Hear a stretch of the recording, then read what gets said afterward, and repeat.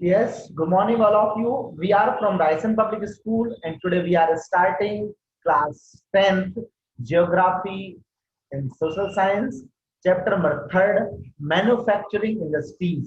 इस चैप्टर में हम लोग मैन्युफैक्चरिंग इंडस्ट्रीज जो हैं वो किस किस तरह से ओवरऑल वर्क करती हैं, किस किस तरह से उनमें जो भारत का जो विकास है या फिर हम ऐसा कहें कि वो वर्ल्ड के डेवलपमेंट पर वो किस तरह से काम कर रही हैं, किस तरह से लोगों को जो है जॉब प्रोवाइड कर रही हैं, किस तरह से वो अपना प्रोडक्शन करती हैं, वो उनके क्या क्या रोल हैं, क्या क्या पर्सपेक्टिव हैं, कौन कौन से तरह से वो लोगों को हेल्प करती हैं और उनके कितने सारे एरिया हैं, उनका क्लासिफिकेशन वगैरह हम सब यहाँ पर आज पढ़ने वाले हैं। जो टोटल हमारा जो चैप्टर है वो टोटल इंडस्ट्रियल डेवलपमेंट पर डिपेंडेंट है, पूरा का पूरा मैन्युफैक्चरिंग इंडस्ट्रीज पर डिपेंडेंट है। ठीक है, चलिए हम थोड़ा सा आगे बढ़ जाते हैं। यहाँ पर देखिए मैन्युफैक्चरिंग इंडस्ट्रीज जो है स्टेटमेंट है for the development of world, means ये है पूरी दुनिया में जो डेवलपमेंट है it is because of only industries. ठीक है, क्योंकि इंडस्ट्रीज जो है वो बहुत लार्ज स्केल पर काम करती हैं, छोटे छोटे स्केल पर अभी हम काम करके कुछ डेवलप करते हैं तो उसमें सभी लोगों को बेनिफिट्स नहीं हो पाता है। इसलिए लार्ज स्केल पर जो डेवलपमेंट है वो सिर्फ और सिर्फ इंडस्ट्रियल डेवलपमेंट ही कर पाता है या फिर इंडस्ट्रीज इस काम को करने में सक्षम हुआ करती हैं। अब देखिए इंडस्ट्रीज के कई सारे एरियाज यहाँ पर शो किए हुए हैं जो आपको यहाँ पर दिखाई दे रहे। कम्युनिकेशन है, इलेक्ट्रॉनिक कम्युनिकेशन है, ऑटोमोबाइल्स है, एग्रीकल्चर है, कई सारे एरियाज जो होते हैं वो यहाँ पर हमको दिख रहे हैं। मींस ओवरऑल हम ऐसा कह सकते हैं कि वर्ल्ड में जो है वो पूरी की पूरी जो डेवलपमेंट है वो सिर्फ और सिर्फ इंडस्ट्रीज के कारण ही हुआ करता है। और वही हमारे देश को या फिर हम ऐसा कह सकते हैं वर्ल्ड की इकोनॉमी को और वर्ल्ड के डेवलपमेंट को मेंटेन करने वाली इंडस्ट्रीज ही हुआ करती हैं। हाँ, यहाँ पर हम मैन्युफैक्चरिंग इंडस्ट्रीज के पर्सपेक्टिव की बात कर रहे हैं कि मैन्युफैक्चरिंग जो है वो किस तरह से हुआ करती है, किस तरह से हम स्टार्टिंग इनोवेशंस लगाया करते हैं और बाद में हमको उसके प्रोडक्ट्स मिला करते हैं, बाद में हमको उसके फायदे मिला करते हैं। ये यहाँ पर शो है, एक मॉडल तैयार किया जा रहा है कि किस तरह से हमको इंडस्ट्री को डेवलप करना है, किस तरह से उसमें इनोवेशंस तैयार करना है, इनोवेशंस लगाना है और फिर उसके किस तरह के प्रोडक्ट्स उसके आने वाले होंगे इन फ्यूचर में। हाँ देखिए यहाँ पर सबसे पहले हम बात करते हैं मैन्युफैक्चरिंग की। आखिर मैन्युफैक्चरिंग है क्या? तो यहाँ पर जो स्टेटमेंट लिखा है production of goods in large quantities, means ये है कि हमारे जो प्रोडक्शन होंगे वो सब के सब कैसे होंगे, वो सब के सब ज्यादा अमाउंट में होंगे। ताकि ज्यादा अमाउंट में क्यों? ताकि वो लोगों की रिक्वायरमेंट को फुलफिल कर सके। मींस हमारे प्रोडक्शन होगा वो ऐसा होगा जो कि लोगों की जो रिक्वायरमेंट है उसको फुलफिल कर सके। After processing from raw material, मतलब हम क्या करेंगे, हम रॉ मटेरियल को लेंगे, उसको प्रोसेस करेंगे और उसको एक वैल्यूएबल प्रोडक्ट में कन्वर्ट कर देंगे to the more valuable product. ठीक है, और उसी को हम मैन्युफैक्चरिंग कहते हैं। मींस मैन्युफैक्चरिंग क्या है? Manufacturing is the conversion of raw material less valuable into the more valuable product में वो लेस वैल्यूएबल से मोर वैल्यूएबल में यदि कोई चीज कन्वर्ट होती है और वो भी किस स्केल पर, लार्ज स्केल पर, तो हम उसको मैन्युफैक्चरिंग कहते हैं। ठीक है, और ये इंडस्ट्रीज में किया जाता है। एग्जाम्पल यहाँ पर दिए हैं, sugar is from sugar cane, means जो सुगर होती है वो किससे निकलती है? सुगर कैन से निकलती है। Sugar cane is what? Is a raw material, and sugar is what? Sugar is the valuable product, is more valuable product। ठीक है, जिसको कि हम लोग नॉर्मली घरों में भी यूज करते हैं। ठीक, इसके बाद है cotton. Cotton is from, that is cotton is processed into the clothes. वो कॉटन किसमें प्रोसेस होती है? क्लॉथ्स में प्रोड्यूस हो जाती है। ठीक है, वो बन जाया करती है। क्लॉथ्स जो है किससे बनते हैं? कॉटन से बनते हैं। Cotton cloth is from cotton, cloth जो है किससे बनते हैं? कॉटन से बनते हैं। Then cotton is what? Is raw material and cloth are what? Valuable product. So they are of different kinds, है ना, जो हम देखते हैं जो क्लॉथ्स हैं वो अलग अलग प्रकार के होते हैं, अलग अलग प्रकार के रॉ मटेरियल से बनते हैं। लेकिन यदि हम सिर्फ कॉटन क्लॉथ की बात करते हैं तो फिर उस केस में जो कॉटन है वो रॉ मटेरियल है, और क्लॉथ जो कॉटन से बने हुए जो क्लॉथ है वो वैल्यूएबल प्रोडक्ट के रूप में होंगे, जो कि यूज किए जाएंगे, जो जो कहाँ बनते हैं, जो बड़ी बड़ी इंडस्ट्रीज में बना करते हैं। इस पेपर इज फ्रॉम वुड, लकड़ियां जो है रॉ मेटेरियल की तरह काम करेंगे, और पेपर जो है इनसे हम लोग लिखा करते हैं, वो किसकी तरह है, वो मैन्युफैक्चरिंग इंडस्ट्रीज के द्वारा बनाए गए वैल्यूएबल प्रोडक्ट की तरह है। As iron is from iron ore, means iron ore से, जो बड़ी बड़ी खदानें होती हैं आयरन की, वहां से आयरन जो है, आयरन का ओर निकाला जाता है, और उस आयरन ओर से आयरन को एक्सट्रैक्ट करके वैल्यूएबल आयरन के रूप में उसको यूज किया जाता है। फिर उससे कई सारी और भी चीजें बना दी जाती हैं, जो अलग अलग जगह जाकर कहीं वायर्स बनते हैं, कहीं पर रॉड्स बना करते हैं, कहीं पर उनकी और मैन्युफैक्चरिंग यूनिट से और दूसरे वैल्यूएबल चीजें बना दी जाती हैं। देखिए, एक क्वेश्चन हमारे सामने आता है कि व्हाई देयर इज नीड, आखिर मैन्युफैक्चरिंग की आवश्यकता क्यों पड़ी, क्यों, क्या आवश्यकता थी कि हमारे लिए मैन्युफैक्चरिंग की आवश्यकता पढ़ने लगी। The economic strength of countries measured from the development of manufacturing industry, means पहला स्टेटमेंट यहाँ पर इकोनॉमिक स्ट्रेंथ पर आता है, मींस भारत का इकोनॉमिक डेवलपमेंट, मींस भारत का जो इकोनॉमिक जो डेवलपमेंट वो तब हो सकता है जबकि इंडस्ट्रीज हो, जबकि वहां पर इंडस्ट्रीज जो हैं अच्छे से स्टेब्लिश हो, तभी हम एक राष्ट्र का डेवलपमेंट कर सकते हैं, नहीं तो फिर उसका डेवलपमेंट पॉसिबल है नहीं। दे रिड्यूस द, हाँ, तो क्या करते हैं ये जो है, they reduce the development of people on agriculture, ठीक है, वो क्या करती हैं, वो एग्रीकल्चर के लेवल पर, जो एग्रीकल्चर के लेवल पर क्या करती हैं वो वो है ना, एग्रीकल्चर के लेवल पर जो है, they reduce the development of people on agriculture, मतलब एग्रीकल्चर के बेसिस पर लोगों को डेवलप करती हैं, जॉब्स को प्रोवाइड करती हैं। एक्सपोर्ट ऑफ मैन्युफैक्चर्ड यूनिट, ठीक है, वो मैन्युफैक्चर्ड जो यूनिट्स होती हैं, ठीक है, वो क्या करती हैं, वो एक्सपोर्ट करती है अपने गुड्स को, जो फॉरेन एक्सचेंज का काम करती हैं, मींस फॉरेन से जो पैसे होते हैं वो हमारे पास में आया करते हैं। इरेडिकेट पॉवर्टी, वो गरीबी को खत्म करती हैं, अनएम्प्लॉयमेंट को जड़ से नष्ट कर देती हैं। इसीलिए जो मैन्युफैक्चरिंग इंडस्ट्रीज होती हैं वो हाईली वैल्यूएबल रहा करती हैं। देखिए यहाँ पर countries they transform it's raw material, statement ये भी आता है कि ऐसी कंट्रीज जो कि रॉ मटेरियल को इसमें वैल्यूएबल प्रोडक्ट में कन्वर्ट करती हैं, वो जो कंट्रीज हैं वो कंट्रीज आज के समय में डेवलप कंट्रीज में आती हैं, वो कंट्रीज ज्यादा डेवलप हो चुकी हैं, ठीक है, और उनकी प्रॉस्पेरिटी बहुत ज्यादा बढ़ गई है। तो ये स्टेटमेंट भी है, इसीलिए भी हमारे लिए क्या करना चाहिए, मैन्युफैक्चरिंग इंडस्ट्रीज को ज्यादा डेवलप करना चाहिए, ये जरूरी है। नेक्स्ट देखिए, हम बात करते हैं लोकेशन ऑफ इंडस्ट्रीज की। तो लोकेशन ऑफ इंडस्ट्रीज कहाँ हो सकती है, इंडस्ट्रीज जो है वो जियोग्राफिकल फैक्टर्स जो हैं, ठीक है, जियोग्राफिकल फैक्टर्स जो हैं उनकी कहाँ कहाँ हमको एक इंडस्ट्री यदि हमको स्टेब्लिश करना है, यदि हमको एक इंडस्ट्री लगाना है, तो हमको कौन सी लोकेशन चूज करना चाहिए कि availability of raw material, means हमारे लिए क्या होना चाहिए, हमारे लिए रॉ मटेरियल बहुत अधिक मात्रा में मिल जाना चाहिए। अवेलेबिलिटी ऑफ वाटर, ठीक है, हमारे लिए वहां पर कोई भी इंडस्ट्री होती है उसके लिए पानी की आवश्यकता बहुत ज्यादा होती है, मींस ऐसी इंडस्ट्री जिस जो कि जहां पर की हमें इंडस्ट्री वहां स्टेब्लिश करना चाहिए जहां पर की वाटर की अवेलेबिलिटी हो, हमें वहां पर इंडस्ट्री स्टेब्लिश करना चाहिए वहां पर की जहां पर की बहुत अच्छा एटमोस्फेयर हो, ठीक है, हमें इंडस्ट्री वहां डेवलप करना चाहिए जहां पर की इलेक्ट्रिसिटी बहुत अच्छी का इलेक्ट्रिसिटी की अवेलेबिलिटी हो, लेबर जो है लोग जो है आसानी से मिल जाए, ठीक है, जो ट्रांसपोर्ट फैसिलिटी अच्छी हो, मींस वो ऑन रोड होना चाहिए, कम्युनिकेशन फैसिलिटीज अच्छी हो, मींस वहां पर ट्रांसपोर्ट के साथ में दूर दूर तक हम आसानी से कम्युनिकेट कर सकते हो, मार्केट का लेवल वहां पर बहुत जबरदस्त होना चाहिए, कैपिटल इन्वेस्टमेंट भी वहां पर होना चाहिए ताकि हम वहां पर अच्छा इन्वेस्टमेंट कर सकें।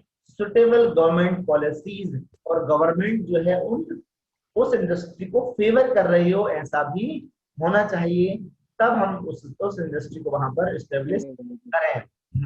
आगे देखिए, यहाँ से हम बात कर रहे हैं रॉ मटेरियल। ठीक है, हम बात करें इंडस्ट्रीज की, और इंडस्ट्रीज का क्लासिफिकेशन है कि हम इंडस्ट्री किस किस तरह से डिवाइड कर सकते हैं, किस किस कितने तरह का क्लासिफिकेशन इंडस्ट्रीज का हो सकता है। तो यहाँ पर पहला क्लासिफिकेशन है on the basis of raw material. Raw material के बेसिस पर हम इंडस्ट्रीज को दो रूप में विभाजित कर सकते हैं, या तो उनका जो रॉ मटेरियल है एग्रो बेस्ड इंडस्ट्रीज से आएगा, ठीक है, या फिर वो मिनरल बेस्ड इंडस्ट्रीज होंगी। ओके, या फिर क्या होगा, हाँ, या फिर देखिए हम यहाँ पर जो है मेन रोल, उनके रोल के बेसिस पर भी हम उनको डिवाइड कर सकते हैं। बेसिक और द की इंडस्ट्री, जो मुख्य इंडस्ट्री है वो कौन सी है, और कंज्यूमर इंडस्ट्री, ऐसी कौन सी इंडस्ट्रीज हैं जिनको कंज्यूमर इंडस्ट्रीज में हम उनको लगा सकते हैं। कैपिटल इन्वेस्टमेंट, मतलब उनमें कितना इन्वेस्टमेंट लग रहा है इस आधार पर कि वो छोटे यदि हैं तो स्मॉल स्केल होंगे, यदि वो बड़ी है तो वो लार्ज स्केल इंडस्ट्रीज हो जाएंगी। ठीक है, ऑनरशिप के हिसाब से मीन्स उसका उनका ऑनर कौन है, यदि ऑनर यदि पब्लिक है तो पब्लिक इंडस्ट्रीज हो गई, यदि प्राइवेट है सेक्टर में कोई पर्सन यदि ऑनर है तो वो प्राइवेट सेक्टर की इंडस्ट्रीज हो गई। ठीक है, और यदि ज्वाइंट सेक्टर है, कुछ लोगों ने मिलकर बनाई है तो ज्वाइंट सेक्टर की इंडस्ट्रीज हो गई है। और कोई कॉर्पोरेशन है मीन्स एक साथ मिलकर यदि वो है, कुछ सेक्टर्स मिलकर रहे हैं, मिलकर काम कर रहे हैं, तो वो कोऑपरेटिव सेक्टर्स की इंडस्ट्रीज हो गई। इसके बाद जो है bulk and weight of raw material, वो रॉ मटेरियल जो फिनिश जो बना रहे हैं वो किस तरह से बना रहे हैं, तो वो हैवी इंडस्ट्रीज हैं, या फिर वो हैवी मेटल को यदि वो बना रहे हैं तो हैवी इंडस्ट्रीज हैं, और लाइट मटेरियल को फॉर्म कर रही हैं तो वो लाइट इंडस्ट्रीज कहलाएंगे। यहाँ पर मैंने बहुत डेप्थ में इन चीजों को आपको बता दिया है। इनिशियल जो है क्लासिफिकेशन यहाँ पर, यहाँ हम डेप्थ में चलते हैं। देखिए, on the basis of source of raw material means हम यदि कंपनी इंडस्ट्रीज को डिवाइड करते हैं तो किन रूपों में डिवाइड करें। पहला है agro based, means agriculture based industries होगी। दूसरा है मिनरल बेस्ड। ठीक है, एग्रो बेस्ड कौन सी है, कॉटन है, वूल है, jute, silk, textile, rubber, sugar, T, coffee, और भी कई सारी एग्रो बेस्ड मींस इनका प्रोडक्ट हमको कहाँ से मिलता है, raw material is from agriculture. ठीक है, एग्रीकल्चर से हम रॉ मटेरियल लेंगे और उसको प्रोसेस करेंगे, और प्रोसेस करने के बाद उसको वैल्यूएबल चीजों में कन्वर्ट कर देंगे। So these are the agro based industries. ठीक है, मिनरल बेस्ड कौन सी होगी, रॉ मटेरियल हम क्या लेंगे, आयरन लेंगे, स्टील लेंगे, सीमेंट, एल्यूमिनियम, मशीन टूल्स, ये सभी किससे, मिनरल्स है ना, मिनरल बेस्ड हैं। यहाँ से सॉइल से लेंगे ना, और लेकर उनको फिर हम बना देंगे, है ना, एल्यूमिनियम भी एक्सट्रैक्ट करेंगे, स्टील भी एक्सट्रैक्ट करेंगे, आयरन, सीमेंट, है ना, कई सारी चीजें एक्सट्रैक्शन रहेगा। तो these are the what basis of the sources of raw material. Okay, हमने क्लासिफिकेशन कर दिया है, हम थोड़ा आगे बढ़ जाते हैं।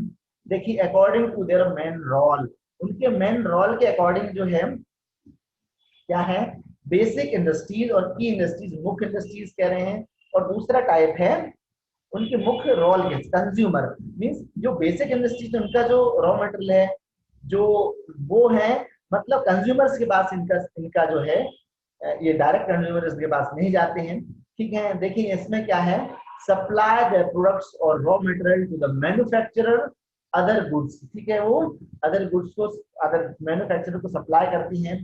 ठीक है, आयरन, स्टील और कॉपर स्मेल्टिंग, एल्यूमिनियम स्मेल्टिंग, ये सब इंडस्ट्रीज क्या करते हैं, कंप्लीट कर लेते हैं, और फिर उसके बाद में जो मैन्युफैक्चरर्स होते हैं जो और चीजों को बनाया करते हैं, तो इनका जो प्रोडक्ट होता है वो दूसरी कंपनीज के लिए रॉ मटेरियल के रूप में काम करता है। ठीक है, और फिर वो उस रॉ मटेरियल को लेकर, मतलब जो इन्होंने सपोज कॉपर बना लिया, आयरन बना लिया, फिर आयरन से बनाने वाली जो चीजें हैं वो दूसरी किसी के पास जाएगी, और वो वहां से फिर आयरन के जो मटेरियल्स होंगे, वो बनने वाली चीजें होंगी, उससे वो चीज बनाएंगे और उसका फिर वो मार्केट में आएगी। Means direct contact in industries का कंज्यूमर से नहीं होता है, की इंडस्ट्रीज का।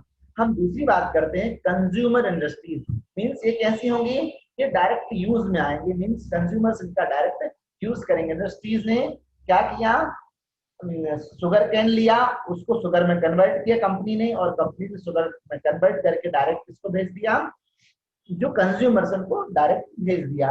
टूथपेस्ट तैयार किया और डायरेक्ट लोगों के पास पहुंच गया। पेपर तैयार किया, लोगों के पास पेपर पहुंच गया, है ना। और भी कई सारी फैंस इलेक्ट्रिक, मतलब जो भी चीजें हैं, ठीक है।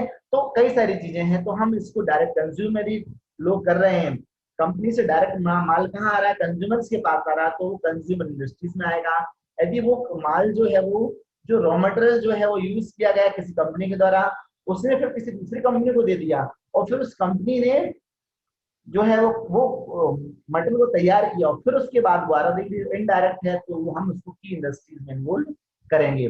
नेक्स्ट देखिए यहाँ पर हम दूसरा क्लासिफिकेशन देखते हैं, on the basis of capital investment, कि इन्वेस्टमेंट यदि स्मॉल स्केल का है तो वो क्या कहलाएंगे, स्मॉल स्केल इंडस्ट्रीज कहलाएंगे। यदि वो लार्ज स्केल पर है, यदि उसमें करोड़ ऑफ रुपीज लग रहे हैं, यदि उसका इन्वेस्टमेंट कई एकर्स में है, ठीक है, तो फिर वो इंडस्ट्रीज जो है वो लार्ज स्केल इंडस्ट्रीज कहलाएंगे। एग्जांपल्स कॉटन टेक्सटाइल इंडस्ट्रीज जो है वो लार्ज इंडस्ट्रीज कहलाती हैं, ठीक है। और गुड इंडस्ट्रीज वगैरह जो है, ये यहाँ पर खंडाश्री, ठीक है, खंडाश्री जो है वो तो कुछ कम लोगों के द्वारा ये चलाई जा रही कोई भी इंडस्ट्रीज है, हथकरघा वगैरह के उद्योग वगैरह होते हैं, छोटे छोटे जो होते हैं, ठीक है। या फिर एक छोटी सी जगह पर कोई चीज चालू कर दी जहाँ पर छोटी छोटी चीजें मैन्युफैक्चरिंग की जा रही है, उनको हम स्मॉल इंडस्ट्री कहते हैं। जो बड़ी चीजें एक साथ बन रही हैं और लार्ज स्केल में प्रोडक्शन हो रहा है, बहुत बड़ा एरिया वो कवर कर रहे हैं, तो उसको हम लार्ज स्केल इंडस्ट्रीज कहते हैं। हम थोड़ा सा यहाँ से आगे बढ़ जाते हैं। On the basis of ownership, ownership के बेसिस पर यदि वो पब्लिक सेक्टर की है, ठीक है, owned by the operator the government agencies like S BHEL, है ना, भारत ये जो इंडस्ट्री है ये कैसी है, BHEL पब्लिक सेक्टर की इंडस्ट्री जो कि गवर्नमेंट इसको ऑपरेट कर रही है, ओके। प्राइवेट सेक्टर इंडस्ट्रीज हैं वो किसी एक पर्सन के द्वारा इंडस्ट्रीज जो है ऑपरेट की जाती हैं। जो गवर्नमेंट सेक्टर की है उसमें रेल है ना, भारत पेट्रोलियम में इंडियन ऑयल है, इंडियन ऑयल के कई सारे लोगों, यूनाइटेड इंडिया इंश्योरेंस है, ठीक है, भारत संचार BSNL वगैरह है ना यहाँ पर, ठीक है। और भी कई सारी हैं। और जो प्राइवेट सेक्टर में दो बड़े नाम यहाँ पर दिख रहे हैं, एक तो टाटा है और दूसरी है रिलायंस है, बजाज ऑटो लिमिटेड है, ठीक है, डाबर इंडस्ट्रीज है, प्राइवेट सेक्टर्स की इंडस्ट्रीज हैं। हाँ देखिए इसके आगे हम बात करते हैं जॉइंट सेक्टर की इंडस्ट्रीज जो हैं। जॉइंट सेक्टर की कौन सी industries, the industries which are jointly run by the state, means state उसमें जुड़ा हुआ है और कोई एंड इंडिविजुअल्स, कुछ इंडिविजुअल्स उसमें जुड़े हुए हैं या फिर कुछ इंडिविजुअल्स का ग्रुप उसमें जुड़ा हुआ है, तो उसको हम जॉइंट सेक्टर इंडस्ट्रीज कहते हैं। जैसे कि ऑयल इंडिया लिमिटेड जो है OIL is jointly owned by the public and the private sector, दोनों एक साथ मिलकर काम कर रहे हैं। उसके बाद कोऑपरेटिव सेक्टर जो industries are owned and operated by the producers and suppliers, means इसमें जो प्रोड्यूसर्स हैं, ठीक है, जो प्रोड्यूस करने वाले, जो प्रोडक्ट को बनाने वाले हैं, और जो सप्लायर को देने वाले हैं, ठीक है, उन सबके साथ मिलकर industries. Yes, now we are talking about the cooperative sectors. ये ऐसे सेक्टर्स होते हैं जिनमें की इंडस्ट्री और कुछ जो सप्लायर्स होते हैं, इंडस्ट्रीज के जो ओनर्स होते हैं जो कि प्रोड्यूस करते हैं रॉ मटेरियल को, ठीक है, और जो उस रॉ मटेरियल के लिए देते हैं, ठीक है, वो दोनों ही इसमें एक साथ भागीदार हुआ करते हैं। यदि कंपनीज की ग्रोथ होती है तो उन लोगों की भी ग्रोथ हुआ करती है। तो ये जबरदस्त सेक्टर है, कोऑपरेटिव सेक्टर्स का नाम है, ठीक है, इसीलिए इनका नाम कोऑपरेटिव सेक्टर्स दिया हुआ है। ओके, हम बात कर रहे हैं, देखिए यहाँ पर मटेरियल्स, वर्कर्स और बोथ, सब इनमें जो पार्टीशन रहेगा, डेवलपमेंट ऑफ इंडस्ट्री के जो डेवलपमेंट है तो इनका भी डेवलपमेंट हो जाएगा। They pool in the resources and share the profits और लॉसेज, कंपनी को नुकसान होगा तो इनको भी नुकसान हो जाएगा। मींस ये एग्जांपल यहाँ पर शुगर इंडस्ट्री दिया है जो महाराष्ट्र में है, ठीक है, डॉक्टर बसंत दादा इंस्टीट्यूट, शुगर इंस्टीट्यूट, यदि आपने नाम सुना हो तब। The coir industry in Kerala, ठीक है, केरला में एक कॉयर इंडस्ट्री है, वो भी इसी तरह की इंडस्ट्री है जिसमें कि जो वर्कर्स हैं, जो सप्लायर्स हैं, जो रॉ मटेरियल प्रोड्यूसर्स हैं, वो सभी उस कंपनी के साथ जुड़े हुए हैं। यदि कंपनी को फायदा तो लोगों का फायदा, कंपनी को नुकसान तो लोगों का नुकसान। ठीक है, नॉर्मली कंपनीज जो है वो बहुत अधिक नुकसान में मोस्ट ऑफ ऑल नॉर्मली नहीं जाती हैं। ठीक है, इसीलिए तो मतलब ये एक ऐसा सेक्टर है जो कि लोगों की ग्रोथ के लिए बहुत जबरदस्त सेक्टर है, जो उनकी ग्रोथ के लिए, इकोनॉमिक कंडीशन को इंक्रीज करने के लिए भी वैल्यूएबल है। हाँ, हम थोड़ा आगे बढ़ जाते हैं। देखिए, based on the bulk and weight of raw material and finished goods, means उनका रॉ मटेरियल का जो वेट है वो कितना है। ठीक है, जो फिनिश्ड जो हमारे सामने आया है उसका वेट कितना है, मींस यदि बहुत ज्यादा हैवी है, ठीक है, तो उसको हम हैवी इंडस्ट्रीज में इन्वॉल्व कर देंगे। यदि हल्का है तो उसको हम लाइट इंडस्ट्रीज में कर लेंगे। मतलब एक एग्जांपल हम ले सकते हैं मोबाइल फोन। ठीक है, आपके हाथ में जो मोबाइल फोन होता है उसका वेट कम हुआ करता है, और वो धीरे धीरे कम वेट से वो और चीजें चली आ रही हैं। आजकल लाइट वेटेड मोबाइल्स को और ज्यादा प्रेफर किया जाता है, स्लिम मोबाइल्स को ज्यादा प्रेफर किया जाता है। हम इलेक्ट्रिक फैंस को, वॉचेस को, सेविंग मशीन्स को, ठीक है, जिनसे सेविंग की जाती है, उन सबको हम लाइट इंडस्ट्रीज में इन्वॉल्व करते हैं। मीन्स ऐसी इंडस्ट्री जो छोटे छोटे हल्के सामानों को बनाती हैं, उन सभी इंडस्ट्रीज को हम लाइट इंडस्ट्रीज कहेंगे। ऐसी इंडस्ट्री जो कि heavy metals, heavy raw heavy चार चीजों को बनाती हैं, उनका प्रोड्यूसर्स प्रोडक्ट्स जो होते हैं वो बहुत भारी भरकम हुआ करते हैं। जैसे कि जेसीबी मशीन हुई, एक बड़ी सी क्रेन हुई, बहुत बड़ा सा ट्रक हुआ, बड़ी सी गाड़ी हुई, ठीक है, या जीप, कार, मोटर वगैरह, ये सभी चीजें जो हैं वो सभी जो हैवी होती हैं, उन सबको हम हैवी इंडस्ट्रीज में इन्वॉल्व करते हैं। एग्जाम्पल टाटा इंडस्ट्री, ठीक है, आयरन इंडस्ट्री, स्टील इंडस्ट्री, ये सभी जो हैं ये हैवी इंडस्ट्रीज में इन्वॉल्व की जाती हैं। हाँ, देखिए अब हम थोड़ा सा यहाँ पर डेप्थ में चल रहे हैं। We are talking about the agro based industries. ऐसी इंडस्ट्रीज जो कि एग्रीकल्चर बेस्ड हुआ करती हैं, उन सबको हम एग्रो बेस्ड इंडस्ट्रीज कहते हैं। आगे देखिए, कॉटन टेक्सटाइल। ठीक है, अब यहाँ पर कॉटन की हम बात कर रहे हैं, तो कॉटन टेक्सटाइल्स जो होती हैं, the first cotton textile mill was set up in Mumbai in 1854। Means Bharat की आजादी के लिए, आजादी से पहले 1854 में कॉटन टेक्सटाइल इंडस्ट्रीज को यहाँ पर एस्टेब्लिश किया गया था। ईस्ट इंडिया कंपनी ने इसको एस्टेब्लिश किया था। ठीक है, the cotton textile is mainly located in the Maharashtra and Gujarat. ये मुख्य जो है कहाँ पर है, महाराष्ट्र गुजरात में है। ठीक है, कॉटन जो है वो कॉटन प्लांट को ग्रो किया जाता है ना, जमीन में इसको उगाया जाता है। ठीक है, इसको एनिमल्स लोग इसको नहीं खाते हैं, तो आसानी से इसको उगाया जा सकता है। ठीक है, लेकिन इसमें जो है इंसेक्ट वगैरह इसको, इसकी लीव्स को खा लेते हैं। ठीक है, good transport facility including port facilities जो हैं वो इनमें प्रेजेंट रहना चाहिए। अवेलेबिलिटी ऑफ लेबर होना चाहिए। गुड मॉइस्चर क्लाइमेट, मींस ऐसी जगह होना चाहिए जहां पर ये मॉइस्चर कंटेंट अच्छा हो।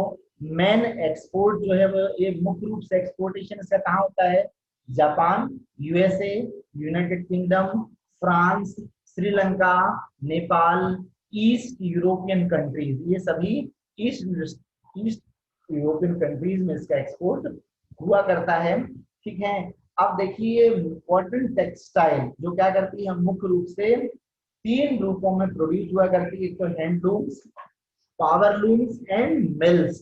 ठीक है, तीन ग्रुपों में हुआ करती है। अब यहाँ पर सबसे पहले हम बात कर रहे हैं, देखिए cotton textile industry involve the ginning, उसमें गिनिंग की प्रोसेस इन्वॉल्व है, स्पिनिंग की, वीविंग की, डाइंग की, डिजाइनिंग की, टेलरिंग की, पैकेजिंग की, जिससे कि हमको प्रोडक्ट जो है वो मिल जाए। इसको डेप्थ में थोड़ा सा आगे पढ़ने वाले हैं।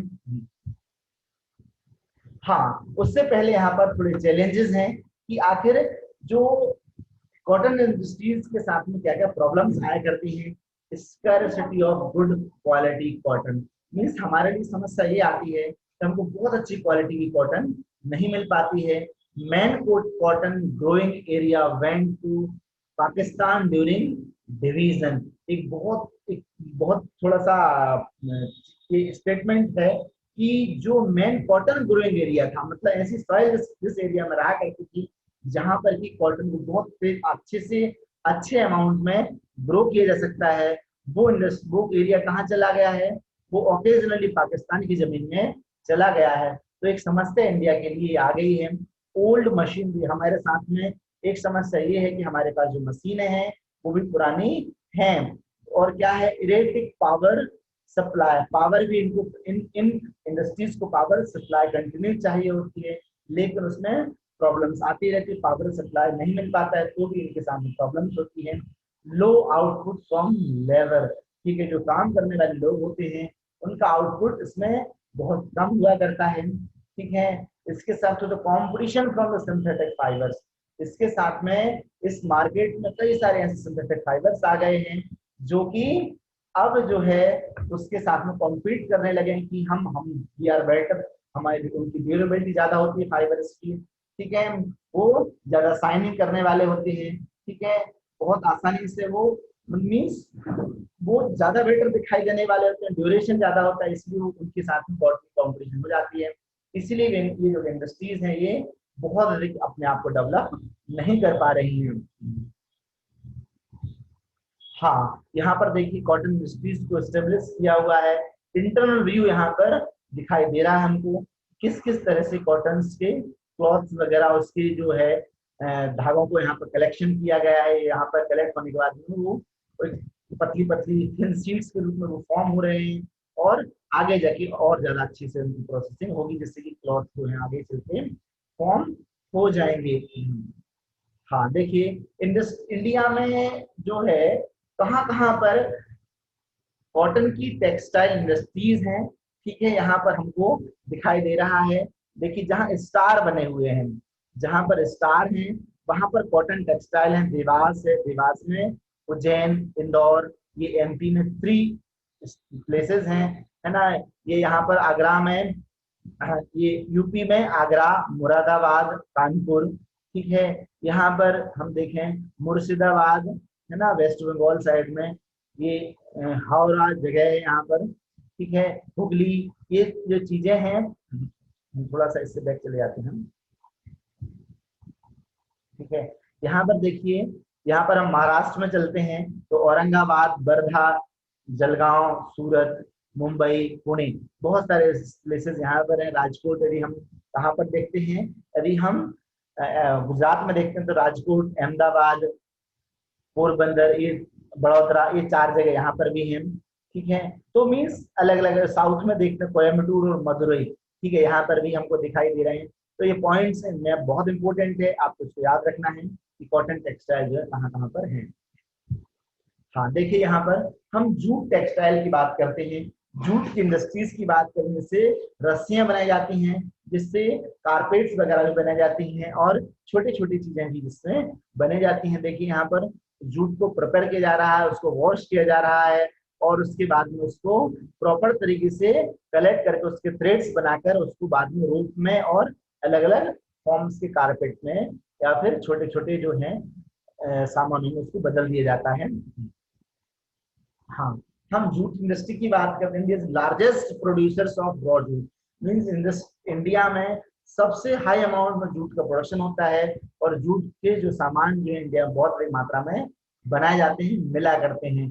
There about 70 jute mills in our country, और भारत में 70 जूट मिल्स भी प्रेजेंट हैं। The first jute mill was set up in the Rishra, Rishra में जो कोलकाता में है, 1859 में सबसे पहली जूट इंडस्ट्री एस्टेब्लिश की गई थी। Jute is used for making ropes, bags, carpets, कई सारी चीजों को बनाने में इसका यूज किया जाता है।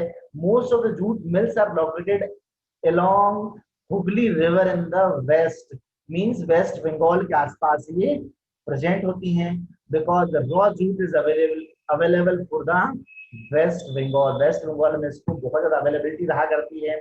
इन एक्सपेंसिव वाटर ट्रांसपोर्ट हुआ करता है, यहाँ पर पानी की आवश्यकता लगती है तो वो उसके लिए एक्सपेंस मनी को नहीं करना पड़ता है। एक गुड नेटवर्क फॉर रेलवेज, ठीक है, साथ में यहाँ पर रेलवे का बहुत अच्छा नेटवर्क है, रोडवेज हैं, वाटरवेज हैं, ठीक है, फैसिलिटीज जो हैं इसके लिए मूवमेंट ऑफ रॉ मटेरियल की मूवमेंट की फैसिलिटीज वगैरह सब है यहाँ पर, इसलिए यहाँ पर अधिक अमाउंट में ये है। Abundant water for processing of raw jute, ठीक है। रॉ जूट को प्रोसेस करने के लिए बहुत अधिक अमाउंट में जो पानी लगता है उसकी अवेलेबिलिटी भी यहाँ पर बहुत अधिक है। ये कारण है कि वहां पर ये बहुत ज्यादा अमाउंट में जूट मिल्स अवेलेबल हैं, ठीक है। चीप लेबर, वहां पास में कौन क्या है, पास में ही वहां पर सस्ती ही लेबर मिल जाती है, ठीक है। जो वेस्ट बंगाल से आती है, ठीक है, बिहार से आती है, उड़ीसा से, उत्तर प्रदेश से आ जाती है, ठीक है। स्टेट जो है वो कनेक्टेड स्टेट्स हैं। Kolkata as a large urban centre providing banking, और कोलकाता जो है बहुत बड़ा क्या है, एक ऐसा क्षेत्र है जो कि बैंकिंग प्रोवाइड करता है, इंश्योरेंस प्रोवाइड करता है, पोर्ट फैसिलिटीज प्रोवाइड करता है, ठीक है। जिससे कि जूट के जो लोग होते हैं, ठीक है, जूट प्रोड्यूस करने वाले होते हैं, उनको बहुत सारी फैसिलिटीज मिल जाया करती हैं। अब देखिए चैलेंजेस जो हैं, challenges faced by the jute industry कौन कौन से हैं। Stiff competition in the international market, ठीक है। इंटरनेशनल मार्केट में इसके साथ में बहुत सारी कंपटीशन है। अब कॉम्पिटिटर्स कौन सा है, बांग्लादेश है, ब्राजील है, फिलीपींस, इजिप्ट एंड थाईलैंड, ये कॉम्पिटिटर्स हैं जो कि भारत के साथ में कॉम्पीट कर रहे हैं। लेकिन हाईएस्ट अमाउंट में प्रोडक्शन भारत का होता है, ठीक है। नेक्स्ट क्या है, नेक्स्ट हम बात करते हैं सॉल्यूशन की। इन 2005 द नेशनल जूट पॉलिसी, हाँ, नेशनल इन सॉल्यूशन क्या है इसका, इन 2005 national jute policy was formulated with the objective of increasing productivity, ठीक है। मतलब हमें क्या करना चाहिए कि जूट का प्रोडक्शन बढ़ाना चाहिए, उसकी क्वालिटी, उसके प्रोडक्शन की जो क्वालिटी है वो बढ़ाना चाहिए, ठीक है। Ensuring good prices, ensuring good prices, हमको क्या करना चाहिए, हमको गुड जो प्राइजेस हैं, ठीक है, उसकी प्राइजेस को प्रॉपर तरीके से रखना चाहिए। इन 2005 देखिए इसका सॉल्यूशन क्या है कि गवर्नमेंट को क्या करना चाहिए, इस जो एरिया जो है इसमें उसकी क्वालिटी बढ़ाना चाहिए, इसका प्रोडक्शन बढ़ाना चाहिए, और जो जूट फार्मर्स जो हैं वो उनको जो है बेनिफिट्स देना चाहिए, एनहेंस करना चाहता है कि यील्ड जो है प्रॉपर तरीके से उसकी हो सके। हाँ, अब हम बात करते हैं शुगर इंडस्ट्रीज की। तो शुगर इंडस्ट्रीज, यहाँ पर शुगर का डायग्राम बनाया है। शुगर इंडस्ट्रीज बहुत इंपोर्टेंट इंडस्ट्री है, ठीक है। आगे देखिए, India stand second as the world producer of sugar, means पूरे विश्व में इंडिया जो है सेकंड प्रोड्यूसर है इसका, शुगर का। India occupied the first place in the production of गुड़ एंड खांडश्री, ठीक है। खंडश्री जो है और गुड़ जो है उसके प्रोडक्शन में इंडिया सबसे पहले स्थान पर है। The raw material use in this industry is bulky, ठीक है। तो रॉ मटेरियल जो है वो यूज किया जाता है जो बल्की हुआ करता है। It is second largest agro वेज इंडस्ट्री आफ्टर कॉटन, और कॉटन के बाद में सबसे बड़ी इंडस्ट्री है इसकी शुगर केन वाली। In 2010-11 there were over 662 sugar mills in the country spread over Uttar Pradesh, means 662 जो शुगर इंडस्ट्रीज जो हैं वो सिर्फ और सिर्फ 2010 और 2011 में स्प्रेड हो गई थी। उत्तर प्रदेश, बिहार, महाराष्ट्र, कर्नाटका, तमिलनाडु, आंध्र प्रदेश, गुजरात, पंजाब, हरियाणा एंड मध्य प्रदेश में भी। Most of the mills are near the sugar cultivated areas, ये ऐसे एरिया में लगाए गए थे जहां पर कि शुगर का उत्पादन बहुत अधिक मात्रा में किया जाता था या शुगर कैन का उत्पादन किया जाता था। हाँ, इसके साथ में चैलेंजेस क्या हैं, include the seasonal nature of the industry, means ये इंडस्ट्री तब चल सकती जब उसका सीजन हो, ठीक है। बाकी समय में ये बंद रहा करती थी। Old and inefficient method of production, साथ में इसके साथ चैलेंज ये था कि जो प्रोडक्शन के जो मेथड थे वो पुराने हैं और वो इनएफिशिएंट, वो बहुत अच्छा प्रोडक्शन नहीं कर पाते हैं। ट्रांसपोर्ट डिले, इनका जो ट्रांसपोर्ट होता है वो डिले हो जाता है, लेट हो जाता है in reaching the cane to factories. Okay, हम यहाँ पर देख रहे हैं मेजर चैलेंजेस कौन से हैं।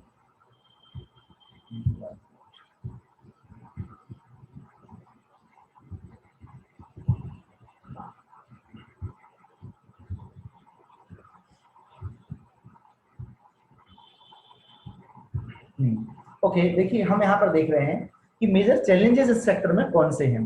Include the seasonal nature of industry, कहते हो कि सीजनल नेचर है, मींस जब इसकी फसल आएगी तभी हम इसको ग्रो कर सकते हैं, ठीक है। और क्या है, हमारे पास में जो मेथड्स हैं वो पुराने वाले हैं, ठीक है, हम पुराने तरीकों से उसको प्रोडक्शन करते हैं, ठीक है। और क्या, ट्रांसपोर्ट जो है वो कैसा है, ट्रांसपोर्ट जो है वो कैसा है, वो डिले हो जाता है, वो पूरा नहीं हो पाता है। Need to maximise the use of bagasses, ठीक है, वो पूरा लोगों को ट्रांसपोर्ट जो है पूरा नहीं हो पाता है, उनको प्रॉपर तरीके से वो चीजें नहीं मिल पाती हैं। हाँ, आगे देखिए हम बात कर रहे हैं sugar industry shifting from northern to the south India, why. एक क्वेश्चन है यहाँ पर आ रहा है कि आखिर शुगर इंडस्ट्रीज जो है वो नॉर्थ से साउथ की तरफ क्यों शिफ्ट हो रही हैं। Earlier UP and Bihar were main producers of, पहले जो थे यूपी और बिहार जो थे वो क्या थे, मुख्य प्रोड्यूसर्स थे। लेकिन आगे चल के जो ये जो दूसरे स्टेट्स हैं, ठीक है, जो कि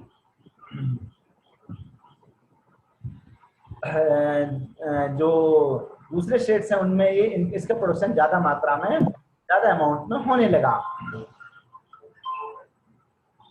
एग्जाम्पल देखिए, कर्नाटका, महाराष्ट्र, ये सभी स्टेट्स हैं। Per hectare production of sugarcane is higher in the southern India, means region क्या था कि उनका प्रोडक्शन जो था वो भी ज्यादा होने लगा।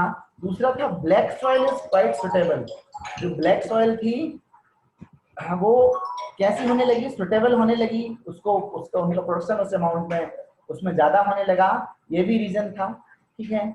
Sucrose content in sugar is higher in Maharashtra, एक स्टेटमेंट ये आता है कि जो महाराष्ट्र में जो गन्ना उगाया जाता है उसमें सुक्रोज की मात्रा बहुत ज्यादा होती है, वो हाई अमाउंट में हुआ करता है। Okay, mills and machines are new in southern state, एक मशीन जो थी और मिल्स जो थी नई एस्टेब्लिश की गई थी तो वो अच्छा प्रोडक्शन भी दिया करती थी। माइंस जो है उनकी प्रोडक्टिविटी अच्छी थी, इसलिए जो इंडस्ट्रीज जो थी वो वहां पर कहां पर साउथ की तरफ शिफ्ट हो गई थी। Crushing the season for the sugar cane is longer in the southern state, साथ में शुगर कैन का जो सीजन था वो भी इसमें इस क्षेत्रों में ज्यादा रहा करता था, ठीक है। एंड कोऑपरेटिव शुगर मिल्स, ठीक है, इसके साथ में सदर्न स्टेट्स में जो शुगर मिल्स थी वो कोऑपरेटिव थी, जितना किसान उनको रॉ मटेरियल प्रोवाइड करते थे, यदि कंपनी की ग्रोथ हो रही है तो साथ में किसानों की ग्रोथ भी हो रही थी, तो इसलिए बेनिफिट्स थे जो कि इसलिए जो शुगर कैन की इंडस्ट्रीज जो थी, शुगर प्रोड्यूसिंग इंडस्ट्रीज थी, वो इधर से साउथ की तरफ में ट्रांसफर हो गई। अब हम बात करते हैं मिनरल बेस्ड इंडस्ट्रीज, ऐसी इंडस्ट्रीज जो कि मिनरल पर बेस्ड होती हैं उनको हम मिनरल बेस्ड इंडस्ट्रीज कहते हैं। देखिए यहाँ पर मिनरल बेस्ड इंडस्ट्रीज जो है वो कौन सी हैं, iron industry, steel industry, aluminium smelting industry, chemical industries, fertiliser industries, cement industries, automobile industries, information industries and electronics industries, ये जो है ये मुख्य जो है मिनरल बेस्ड इंडस्ट्रीज में आया करती हैं। आगे देखिए, आयरन एंड स्टील इंडस्ट्रीज के बारे में हम यहाँ पर सबसे पहले बात करते हैं, ठीक है। यहाँ पर आयरन की प्रोसेसिंग हो रही है। हाँ देखिए, the industries called as the basic industries, इन इंडस्ट्रीज को बेसिक इंडस्ट्रीज कहते हैं। क्यों कहते हैं, क्योंकि आयरन जो है बहुत आसानी से मिल जाता है, ठीक है, और साथ में क्या है, because provides the raw material, the main industries को मिल जाता है, मशीनों को, टूल्स को, ट्रांसपोर्ट को, इक्विपमेंट्स को, बहुत सारी जगह ये चीजों में लगा करता है और आसानी से मिल भी जाता है। कंस्ट्रक्शन जो है मटेरियल जो है इसका रहा करता है। It is also called the heavy industries भी कहते हैं इसको, क्योंकि रॉ मटेरियल जो आयरन जो है वो कैसा होता है, हैवी होता है ना। आयरन और ओर, कोल और लाइम स्टोन और बल्कि नेचर, ठीक है, ये बल्कि हुआ करते हैं। Most of the steel plants are located in the Chhatarpur region, इनके स्टील प्लांट जो है वो कहाँ पर हैं, इसके छतरपुर रीजन में है। Today steel industries in India are facing many problems, लेकिन जो आयरन और स्टील जो है कुछ प्रॉब्लम्स आ रही है। हाई कॉस्ट ऑफ प्रोडक्शन, इनका प्रोडक्शन कॉस्ट ज्यादा रहा करता है, ठीक है। Limited availability of cooking coals, ठीक है। लोग जो है आजकल कुकिंग जो कोल है उसकी लिमिटेड अवेलेबिलिटी, लो प्रोडक्टिव, जो लेबर जो मिल नहीं पा रही है, सप्लाई नहीं हो पा रही है, रॉ मटेरियल जो है, ठीक है, वो कुछ एक रीजन्स में ही आ पा रहा है। Poor infrastructure like transport and communication, इनका जो ट्रांसपोर्टेशन और कम्युनिकेशन उसका स्ट्रक्चर भी बहुत कम है, ठीक है। Why is the iron and steel industry located in the peninsular India only, ठीक है। इन्होंने पूछा है कि आखिर वहीं पर क्यों है, वो और आगे डेवलप क्यों नहीं हो पाया है। Good and more raw materials, इसके पीछे रीजन है कि अच्छा मटेरियल चाहिए और रॉ मटेरियल भी जो है वो अधिक अमाउंट में चाहिए। Large quantities of quality of iron and steel is available in peninsula, वहां पर अधिक अमाउंट में है, अब पेनिनसुलर इंडिया में है। पावर रिसोर्सेज जो है वो भी चाहिए उनके लिए, कोल, ऑयल, वाटर पावर भी उनके लिए चाहिए है। तो जो वहाँ उसी एरिया में है, स्किल्ड लेबर चाहिए, जो सस्ती लेबर मिल जाए, वो भी वहाँ उस एरिया में अवेलेबल रहा करती है। Like as is from Bihar, Orissa, West Bengal और मध्य प्रदेश के वर्कर्स भी वहां पर जाया करते हैं, ठीक है।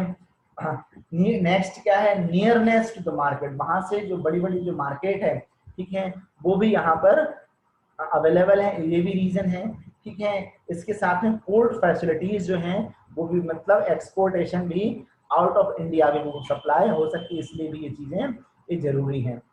नेक्स्ट देखिए, यहाँ पर कुछ रीजन्स दिए गए हैं जहाँ पर उनकी मिल है। देखिए विजयनगर है, ठीक है, और सालेम, भिलाई, राउरकेला, एक और भी कई सारे रीजन है ना, दुर्गापुर वगैरह है ना। ये जो रीजन्स है आपको याद रखना है कहाँ पर आयरन एंड स्टील प्लांट जो है वो अवेलेबल हैं। आगे देखिए, यहाँ पर हम एल्यूमिनियम स्मेल्टिंग की इंडस्ट्रीज के बारे में बात कर रहे हैं, यहाँ पर काम किया जा रहा है। हाँ देखिए, यहाँ पर aluminium smelting is the second most important metallurgic industry in India. Important industry है, ठीक है। इट इज लाइट मींस ये हल्के सामानों को बनाती है, ठीक है, जो कि जिनमें की कोरोजन नहीं लगता है, जिनमें जंग नहीं लगती है।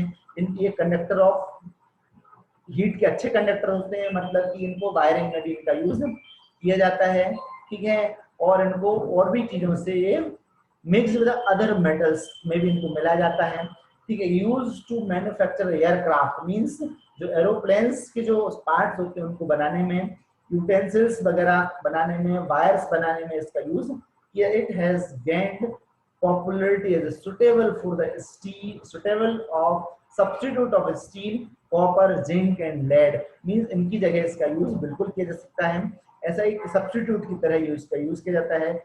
Aluminium smelting plant in the countries are located in, कहाँ है, उड़ीसा, वेस्ट बंगाल, केरला, उत्तर प्रदेश, छत्तीसगढ़, महाराष्ट्र एंड तमिलनाडु में ये प्रेजेंट है, ठीक है। 2008-2009 में, ठीक है, India produce over 15.29 lakh million ton of aluminium का इतना प्रोडक्शन किया था।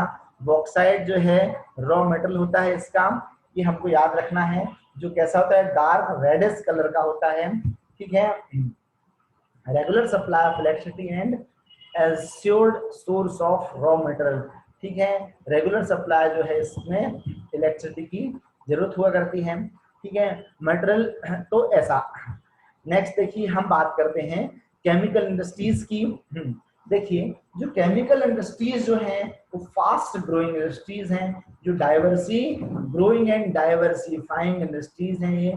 It contributes approximately 3% of the GDP, means वो जीडीपी में अपना 3% शेयर को शेयर होल्डर्स कहा करती हैं, वो जीडीपी में इतना इंक्रीज करती हैं। It is the third largest in Asia, Asia में, भारत में जो केमिकल इंडस्ट्रीज है वो एशिया में तीसरे नंबर की कंपनी है। And occupied the 12th place in the world, और पूरे विश्व में 12वें नंबर पर की इंडस्ट्रीज हैं ये।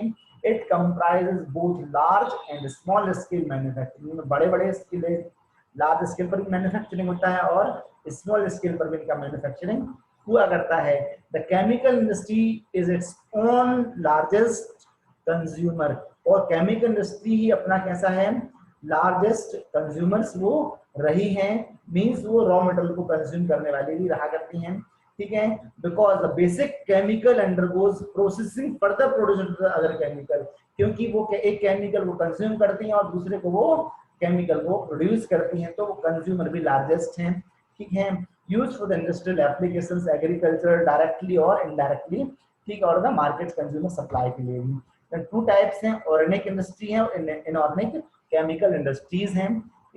ओके, नेक्स्ट देखिए, यहाँ पर हम सबसे पहले बात करते हैं ऑर्गेनिक केमिकल इंडस्ट्रीज की।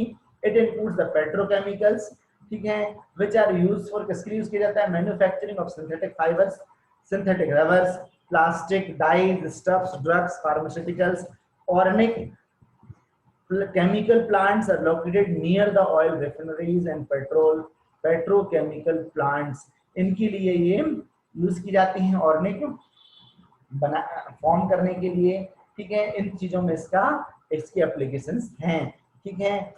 उसके बाद हम बात करते हैं इनऑर्गेनिक केमिकल्स कौन से हैं। Include sulphur acid, sulphuric acid, ठीक है, अलग अलग चीजों में, है ना, यूज टू मैन्युफैक्चर फर्टिलाइजर्स के लिए, सिंथेटिक फाइबर्स के लिए, प्लास्टिक के लिए, एडहेसिव सब्सटेंसेस के लिए, पेंट्स के लिए, डाइज के लिए, नाइट्रिक एसिड्स, ठीक है, एल्कलीज, सोडा एस, ये कई सारी इनऑर्गेनिक इंडस्ट्रीज हैं जो यहाँ पर कास्टिक सोडा वगैरह, जिनको की पूरे speed over the countries industry are widely, पूरे भारत में फैली हुई है इंडस्ट्रीज ये।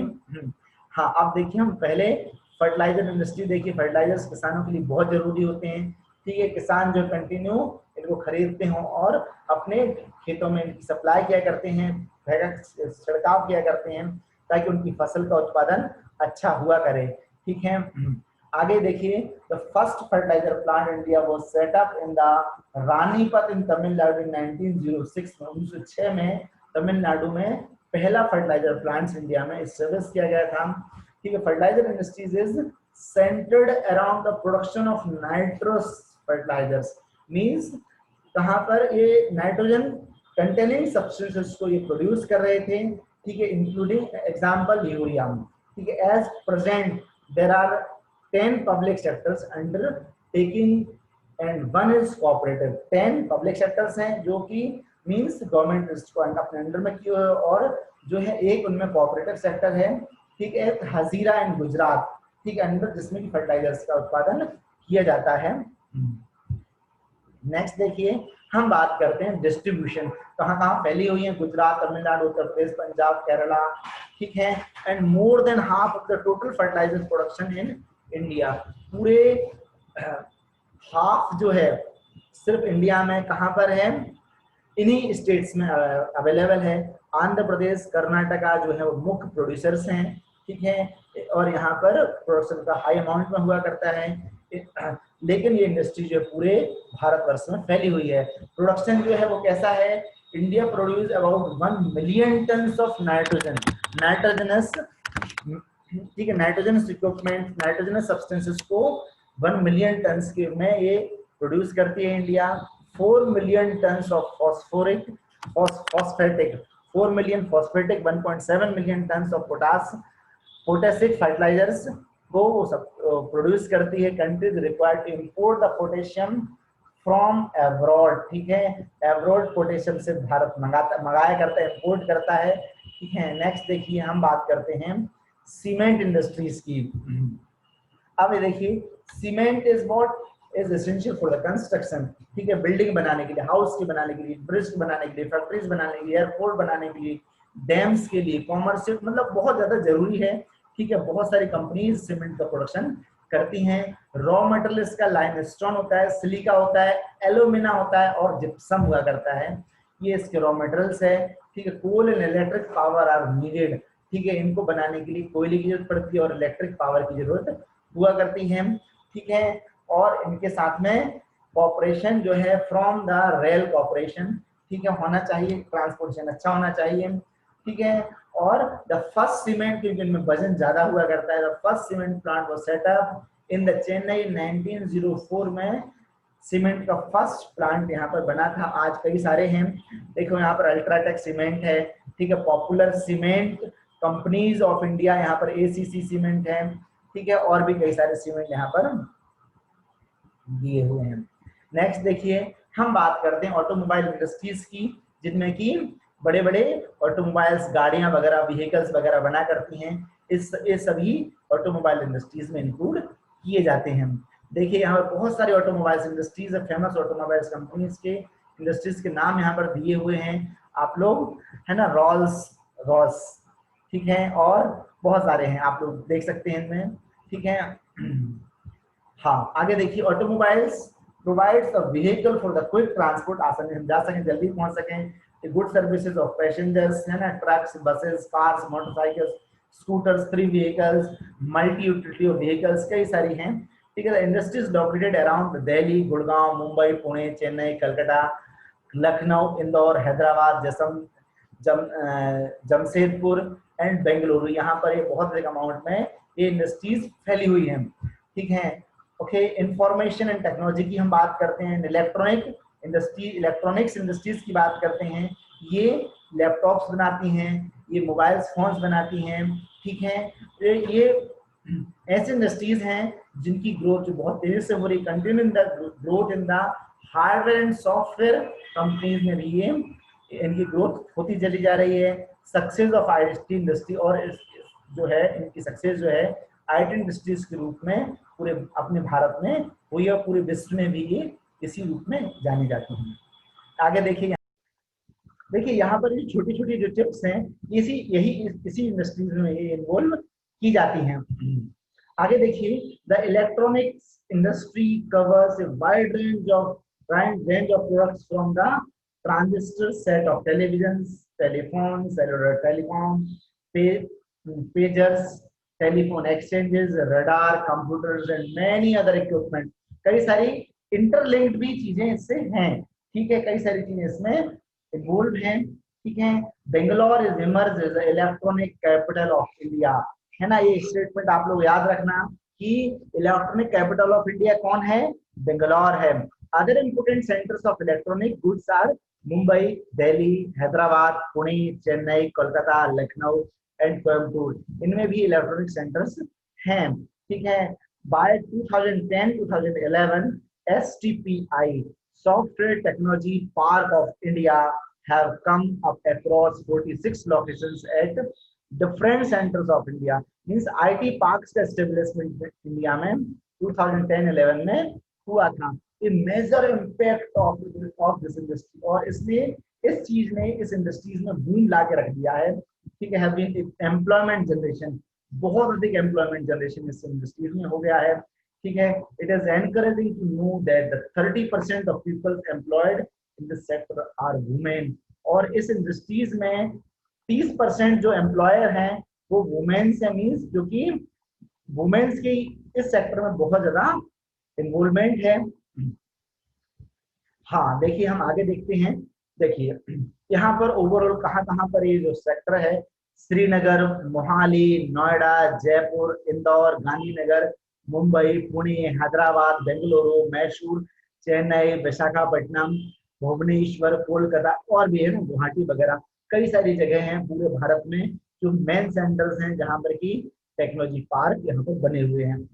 Okay, industrial pollution and environmental degradation के बारे में हम बात कर रहे हैं।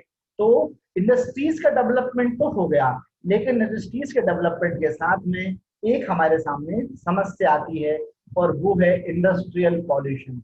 How can we save the environment? आखिर क्योंकि इंडस्ट्रीज जो है वो गुड्स को तो बना लेती हैं, अच्छी चीजों को बना लेती हैं, चीजों को सप्लाई कर देती हैं, उनकी क्वालिटी अच्छी हो जाती है, ठीक है, वो चीजें अवेलेबल हो जाती हैं, लेकिन इसके साथ में वो अपनी इस एनवायरनमेंट को पॉल्यूट कर देती हैं, वो कंटिन्यू धुआं निकालती हैं और 24 घंटे निकालती हैं, ठीक है। इसके साथ में कई सारे टॉक्सिक सब्सटेंसेस को भी वो एनवायरनमेंट में रिलीज कर देती हैं, ठीक है। और इसके अलावा वो जो उनका जो स्लग्स निकलता है उसको वो रिवर्स में मिला देती है, जिससे कि कई सारे एनिमल्स मर जाया करते हैं।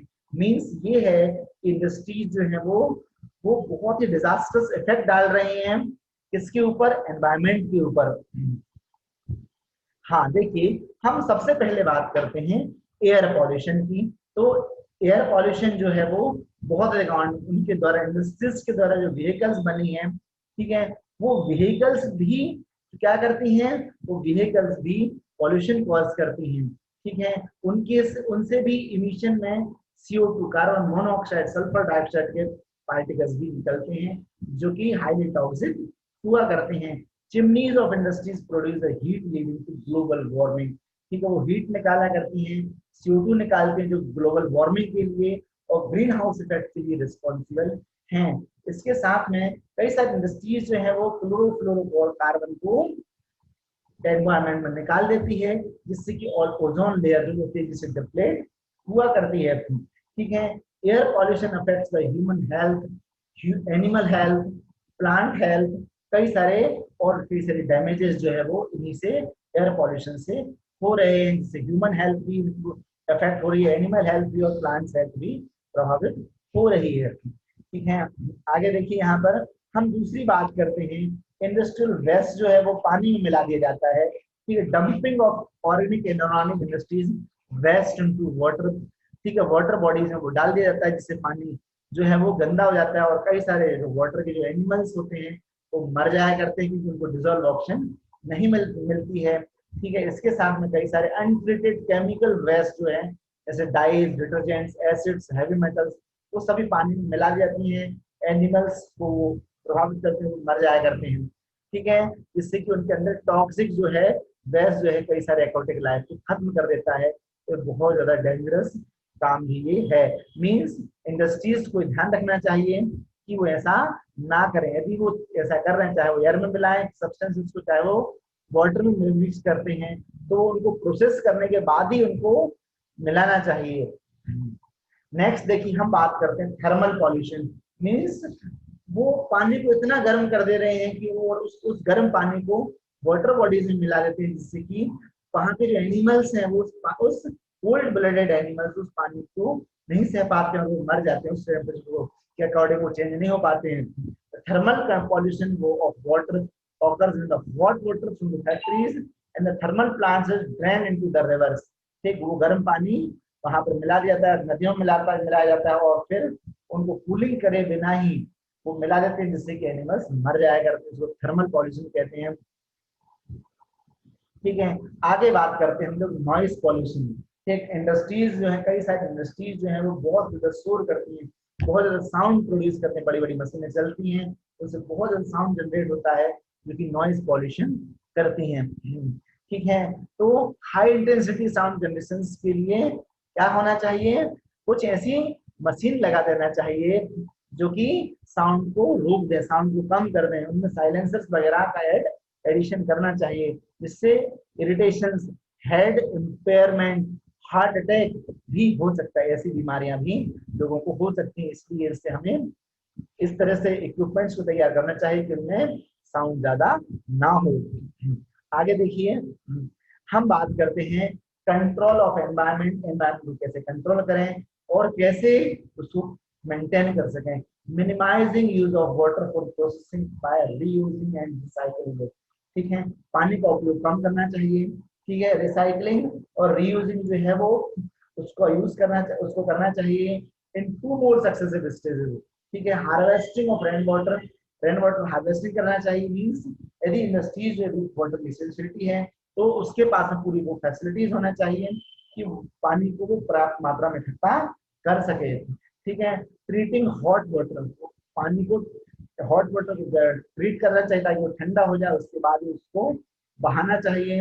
And effluent before releasing them in the rivers and ponds, गर्म पानी को नदियों में और तालाबों में नहीं बहना चाहिए। ठीक है, और क्या होना चाहिए, जो इंडस्ट्रीज जो भी इफ्लुएंस को या फिर जो हमारे जो वेस्ट को बाहर निकाल रही हैं, चाहे वो एयर वेस्ट हो चाहे वो वाटर वेस्ट हो, तो वो प्रोसेसिंग के बाद ही उनको बाहर निकालना चाहिए। ठीक है, उनका टर्सरी ट्रीटमेंट करना चाहिए, biological, chemical and physical process के द्वारा ट्रीटमेंट करने के बाद ही पानी को वाटर बॉडीज में मिलाना चाहिए।